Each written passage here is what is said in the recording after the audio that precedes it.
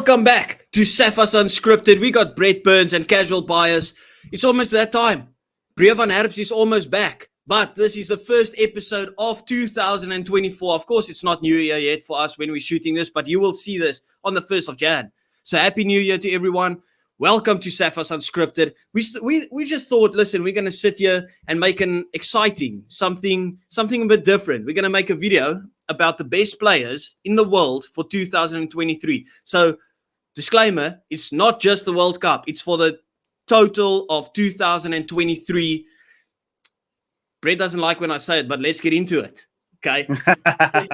Of course, you have to start like that. We're starting off with the front row. Okay?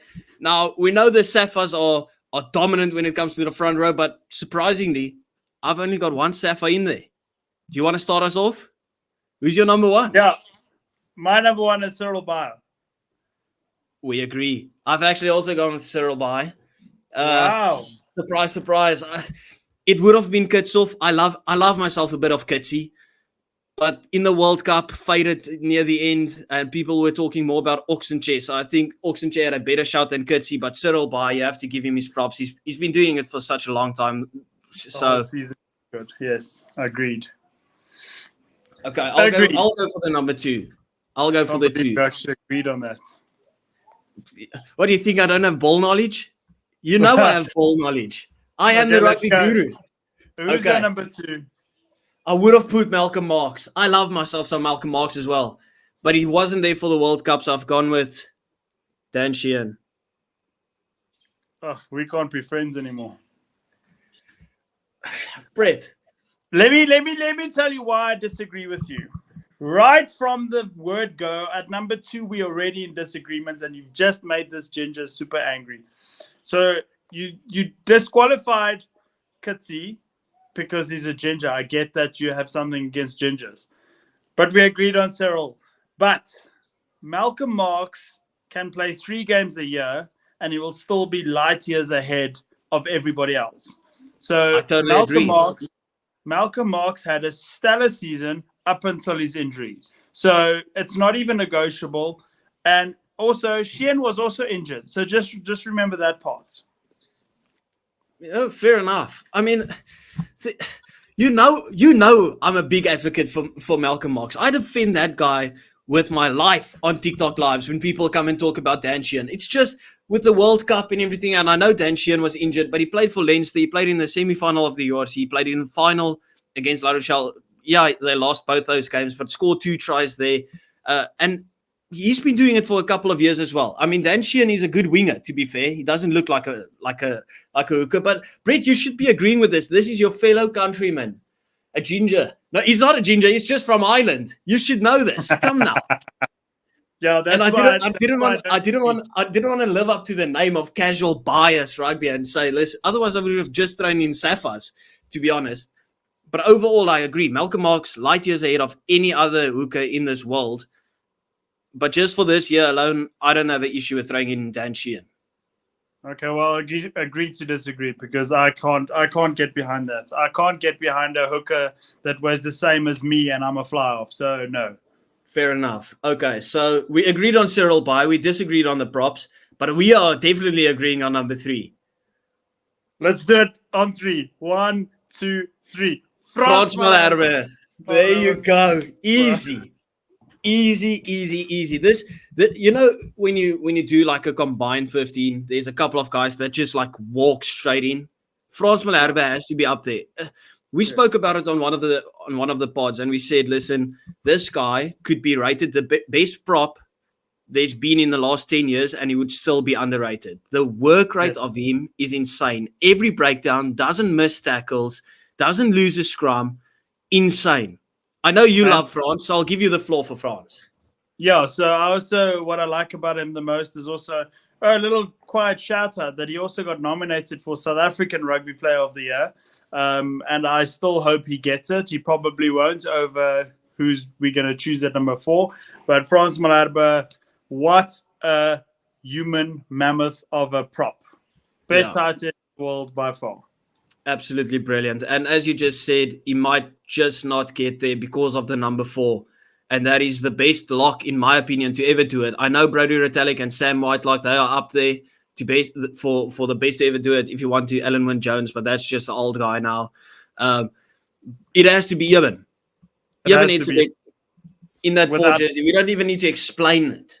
No, truly, no. The world will agree. So we've actually agreed in 3 of the 4 players. I'm surprised because we never agree. Yeah, who's your number 5? Okay, so my number 5, it's going to shock you a bit.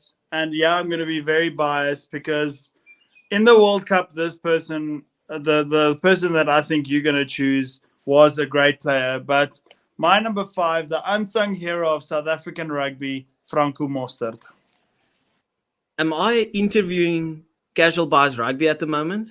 It feels like it, but I love that shout. We've spoke about Frans Malherbe, Franco Mostert a million times, saying how crucial he is to us. One of the most underrated players in our team.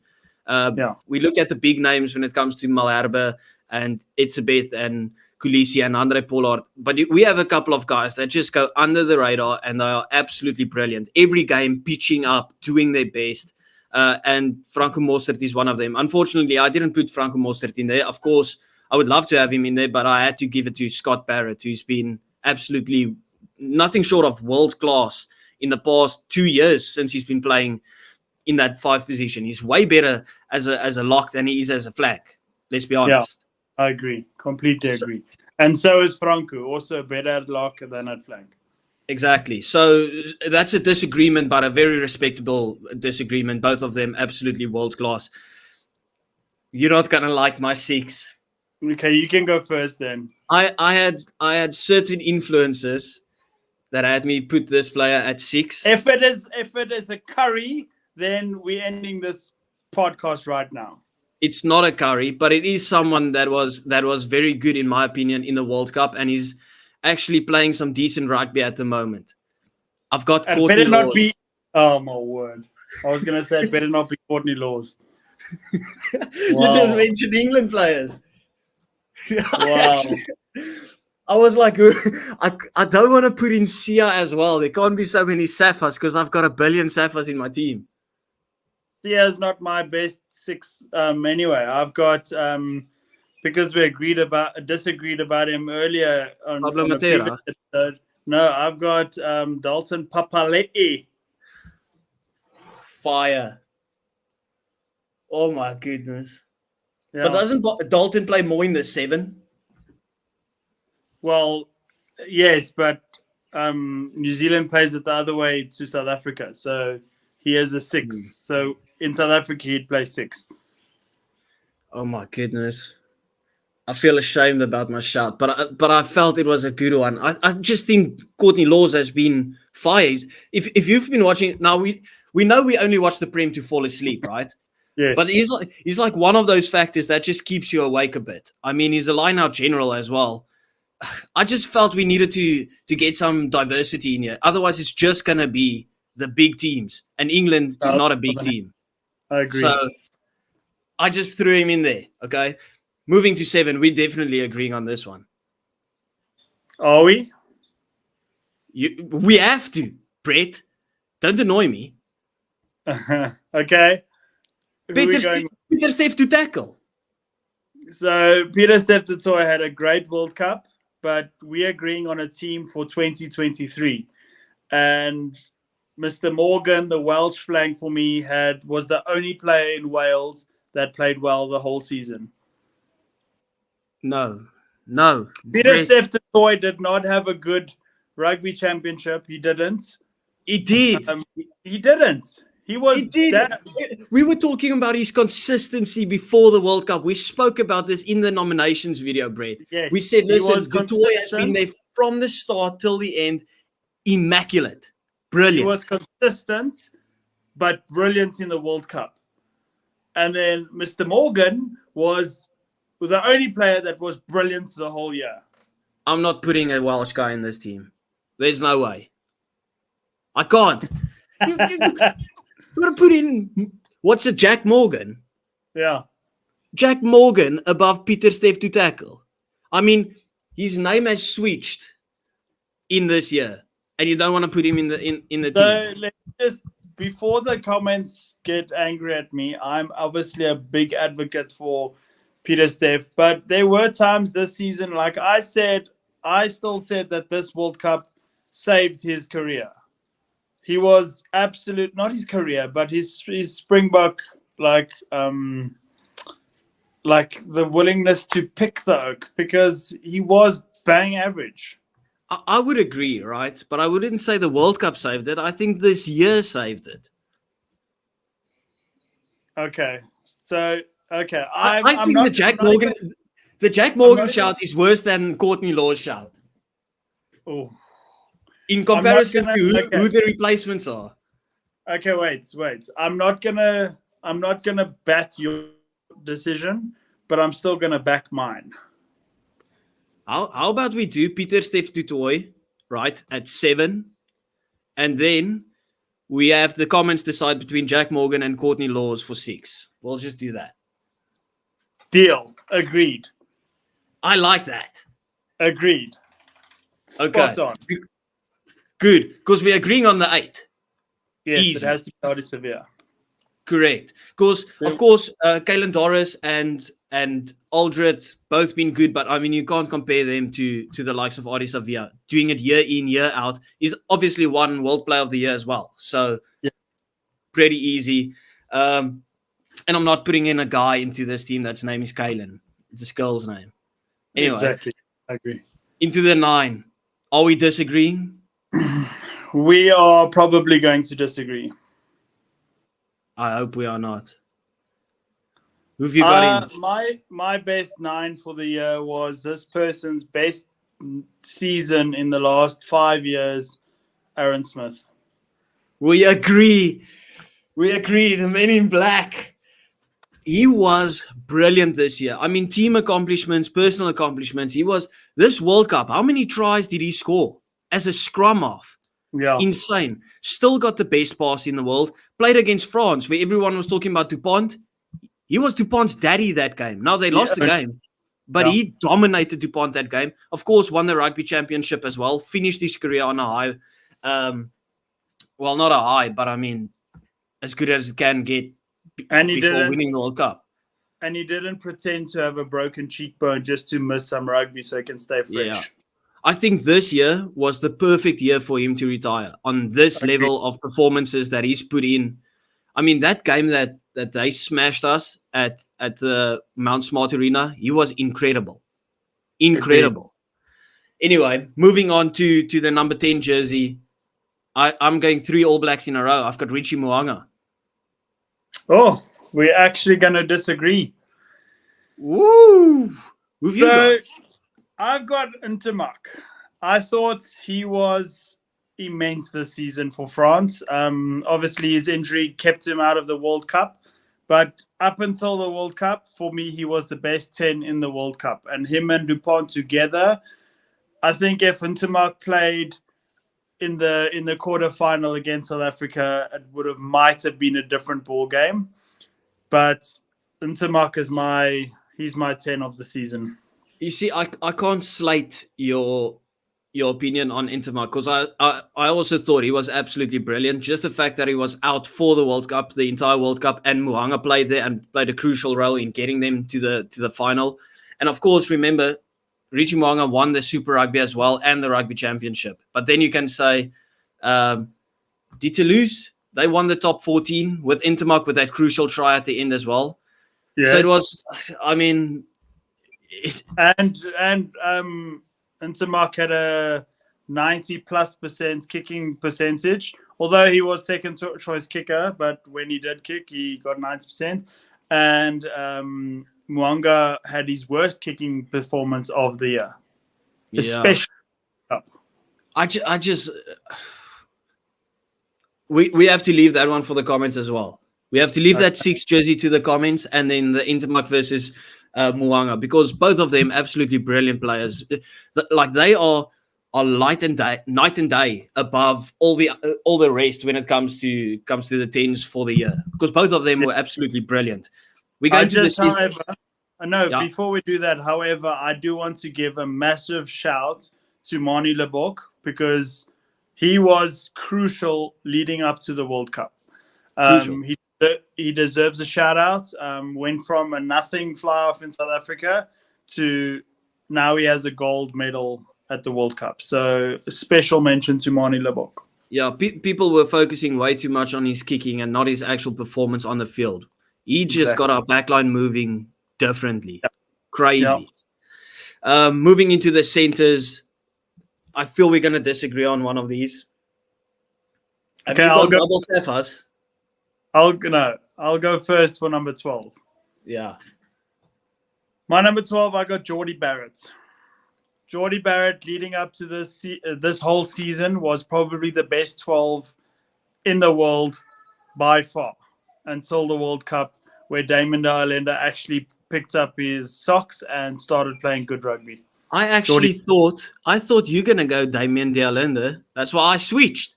I was like, I'm going to disagree with him. But we still are disagreeing because I didn't go Geordie Barrett either. Who did you go? I went Bundiaki. Why? I think he's been brilliant. I love having extra New Zealanders in my team. No, I'm sorry. Bundiaki was bang average. He got man of the match against Africa because they won. Damon de Allende owned him in that game. No, but now I'm switching because Bundiaki wasn't my first choice. My first choice was Damien de Allende, but I didn't want to agree with you on everything. So I was like, okay, no, screw it. I'm going to go Bundiaki and fight for it. But now I'm going Damien de Allende. Easy. Damien de Allende has been the best 12 in the world for years, and including this year. He was brilliant. We spoke every game about, people were talking about Bundiaki in the World Cup, and Damien de Allende outperformed him in every stat. Yes. Every single one of them. That guy, he doesn't miss tackles. He's got an underrated kick and chase, okay? Or a cross kick. He thinks he's Willie Leroux every now and again. He's brilliant. He's deceiving pace. He's so strong. Takes players with him every time. He's a try-scoring machine. Damien de Allende gets that 12 jersey. I don't want to hear anything about Geordie Barrett. And he kicks for goal for his Japanese side. Really? He does. That's a lie. I promise you, go check. Damien de Allende kicking for goal. What the hell? Okay, but Damien de Allende gets that 12 jersey. We're not even putting this to the comments. I'm not having Geordie Barrett in there. Okay? Geordie Barrett is a fullback. Okay. But now this truly feels like casual bias because 13, I've got Jesse Kriel. No chance. He didn't even make the team up until the World Cup. Who do you have? I don't have Jesse Kriel. Brett, don't annoy me. How do you justify Jesse Kriel in that side? Take the World Cup out. Justify. He didn't play in the Rugby Championship. Yeah, he did. Like barely. He benched every game. No, he played when Lukanyam didn't play.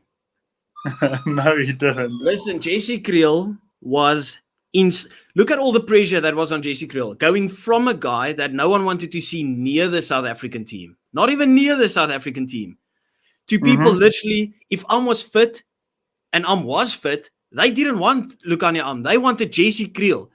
We spoke literally after every game of the World Cup and said, listen, how good was Jesse Kriel this game? Every single one. We thought we were in panic stations without Lukanya we thought, listen, are we really going to trust the inexperienced Kainan Moody? Jesse Kriel came in there and had his best season of rugby in his life. And by a country mile. Jesse Kriel is there. The amount of tries he scored, the work rate, the tackles, everything. Jesse Kriel. Okay, I'll give it to you. Who did you say? I had Rico Ioane. No.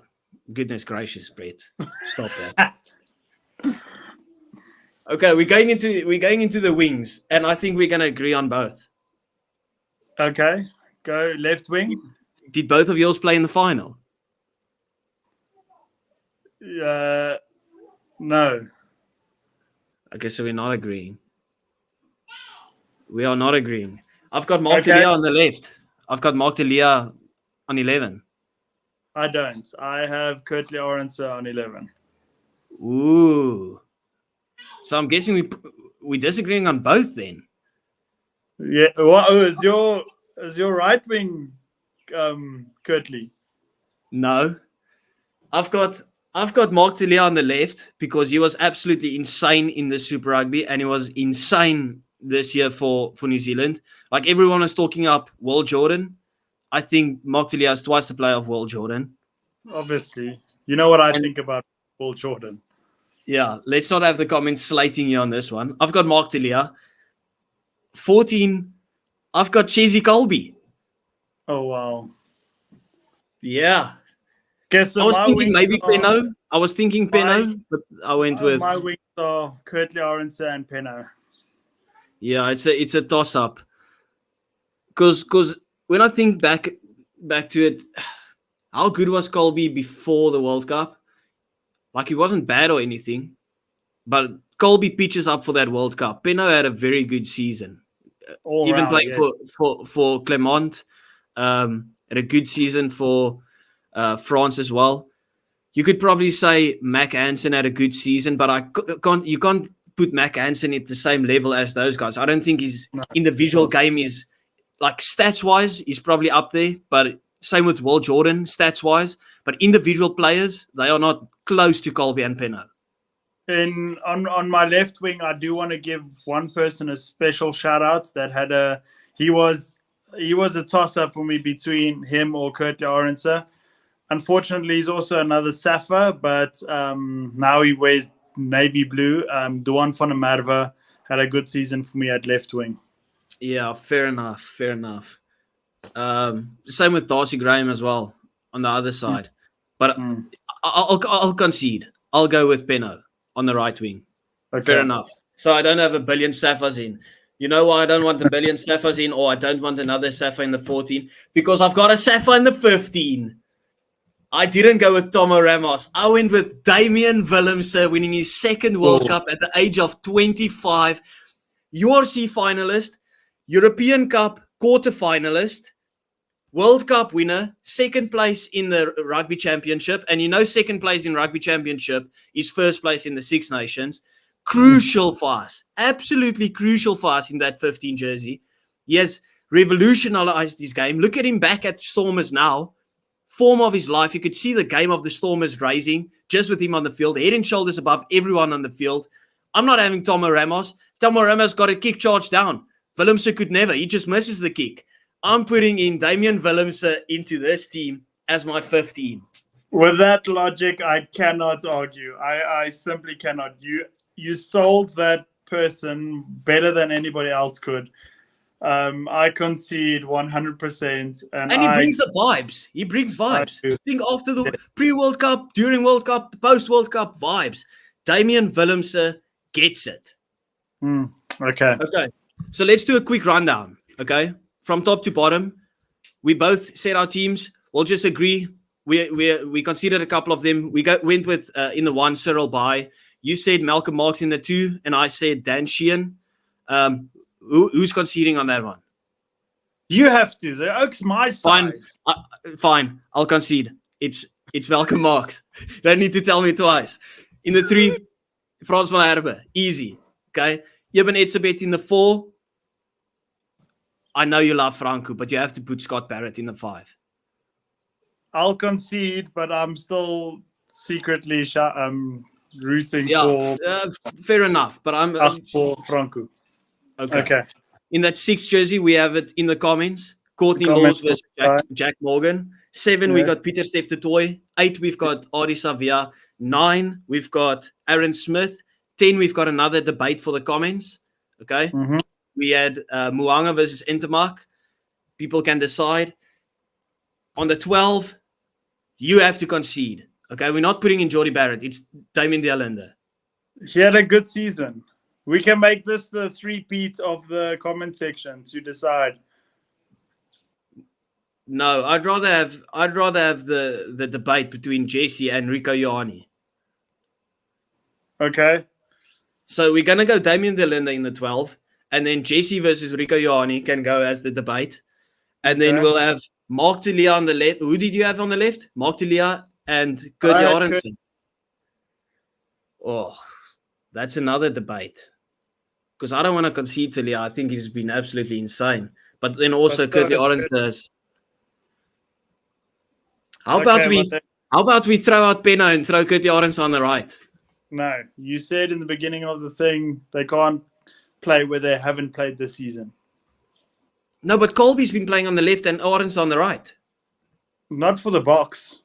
Yeah, because remember, Mani Lubbock gave that cross kick to Curtly Orange that was playing in the 14 jersey. Yeah, but that was only that game. Against every other game in the rugby championship, Curtly was 11 and Colby wasn't there. Okay, fine. So we'll leave that to the comments as well. Okay, because I love myself some Mark Delia. On the 14, we've got Damien Penno.